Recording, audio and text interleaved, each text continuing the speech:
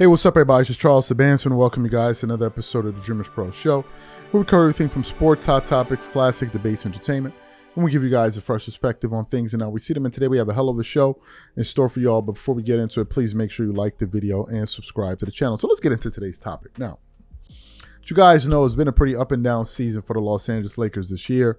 They started off the season 3-0, then they started losing some games, and they went on a 6-game winning streak, then they started losing some games. And now the Lakers are pretty much a middle of the pack team, right? Well, not really. I think they're the 8th seed right now in the Western Conference. Last time I checked, I actually just want to verify it now because they were kind of hovering between the 10th and the 8th seed as we currently speak. They're the 8th seed right now, exactly. So they're the 8th seed with a 13-11 record, and they just got a win against the Portland Trail Blazers with the absence of LeBron James. And actually, after that victory, some people out there saying, man, the Lakers look better without LeBron. The Lakers look better without LeBron. Now, I want to say this before we really get into the heart of today's show. The Lakers have a different playing style without LeBron, but I wouldn't base it so much off of that game to say, oh, you see, they're much better without LeBron, because the fact of the matter is the Portland Trail Blazers are not a good team, right? They had 8 wins coming into that game, and they left that game with 8 wins, and they have 14 losses, and the Lakers handed them their 14th loss. They're 2-8 out of their last 10 games, so they're not a good team anyway.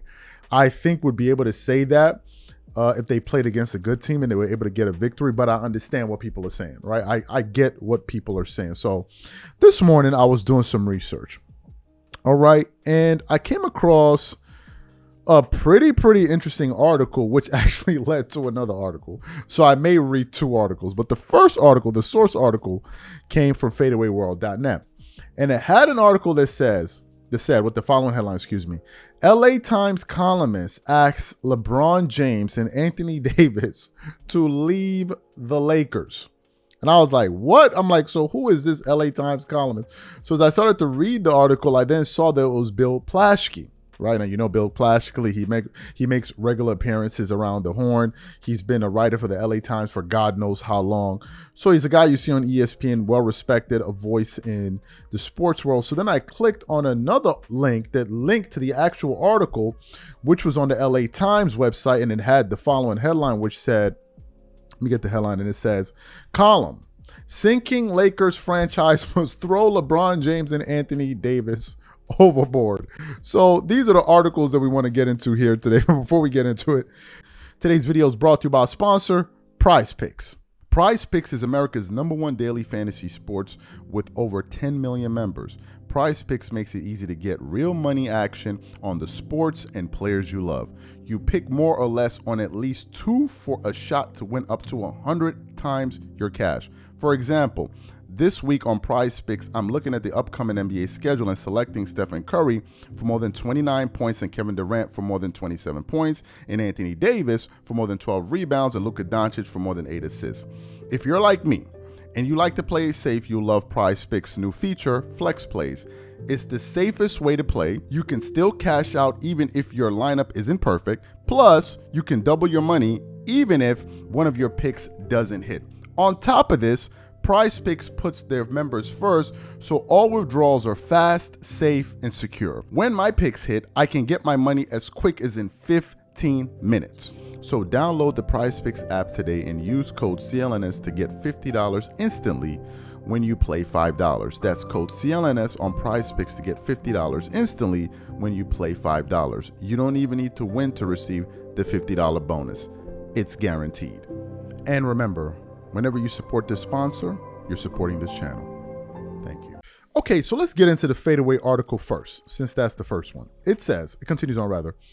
Despite the 107-98 win over the Portland Trail Blazers, fans of the Los Angeles Lakers are not optimistic. So much so that Bill Plaschke, a columnist for the Los Angeles Times, penned a column asking LeBron James and Anthony Davis to axe them out of the team, as their mediocre roster is destined for another play-in appearance. He noted that this would be in their best interest and help the team build for the future. Dear LeBron, ask out. Dear AD, follow him.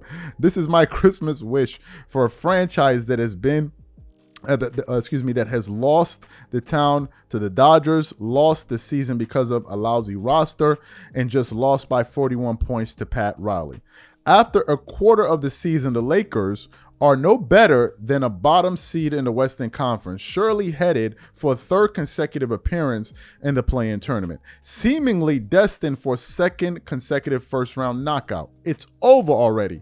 There is no hope. Again, with no first-round draft pick and suffocating salaries, they might not be any better next year. Really, Plaschke added that despite the win over the Trailblazers, there is no reason for optimism in the city. He added that the two players deserve better, and the best way that they can help the team is by waiving their no-trade clauses and go to contending teams for another chance at an NBA championship. With the Lakers slide rolling into a December 15 landmark, that's the date when teams can first trade players such as James, who signed new contracts last summer.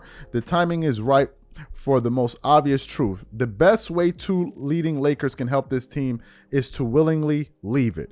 If James relents on his no-trade clause and Lakers can send him to a contender for one last hurrah. If Davis gives his approval, the Lakers don't need it and could trade him today since he signed his contract in 2023, but they would want it because that's how they treat superstars. The Lakers could send him somewhere that can give him a chance to get another ring before his body breaks down for the last time. Clearly, the frustration started to set in amongst Laker fans after their terrible 3-game losing streak that was just broken on Sunday night. It appears as though the duo of LeBron James and Anthony Davis is not enough to carry them to a championship this season. So that's what the Fadeaway article had to say. And of course, the LA Times article, I'll just read the first 2 or 3 paragraphs. It says, "Dear LeBron, ask out. Dear AD, follow him. This is my Christmas wish." And then it just goes on and on and on. So you guys can definitely check that out there. Anyway, what are my thoughts on what Bill Plaschke had to say there? Well, I agree with his conclusion, but for different reasons. Let's address Anthony Davis since he brought up AD. I don't understand why AD wants to play with the Lakers.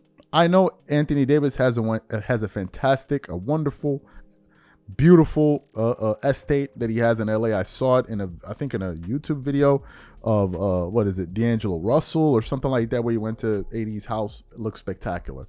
So maybe he likes life in LA or whatever it is.